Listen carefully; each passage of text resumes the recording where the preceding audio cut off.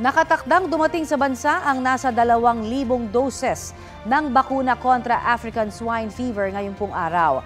At sa susunod na linggo, magsisimula na po ang vaccination kontra sa ASF. Balitang hatid ni Bernadette Reyes.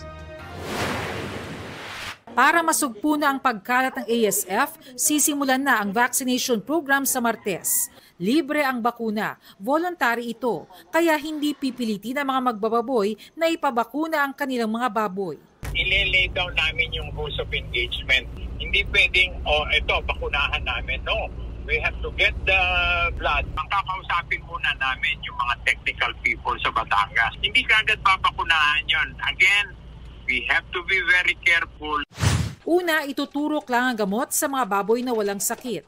Hindi ito pwedeng iturok sa mga breeder o mga paanaking inahin. Kailangan ding i-monitor every 30 to 60 days kung ano ang reaksyon ng mga baboy sa bakuna. Pag nakita namin na nag-positive, hindi po natin babakunahan dahil naunahan na po tayo ng sakit. At hindi po i-epekto itong gamot na to kapag meron pong nasa loob na sakit ng baboy. Ayon sa DA, 600,000 doses ng vaccine ang inaasahang darating sa bansa. It's not that alarming because the vaccine is on the way. So hopefully makontain natin to. But of course, it will not be easy, no? But we will do our best. Dadagdagan naman ng mga inspection sites para maiwasang mahawa sa ASF ang ibang mga lugar. Itong inspection site dito sa Malanday, Valenzuela ang huling control point dito sa Metro Manila bago maaaring maibiyahe sa mga kalapit na probinsya ng Bulacan, Pampanga, Tarlac ang mga baboy kung saan may nagaganap na malawakang repopulation ngayon.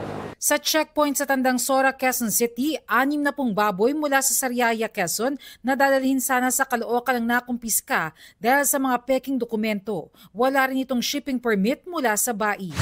Bernadette Reyes, nagbabalita para sa GMA Integrated News.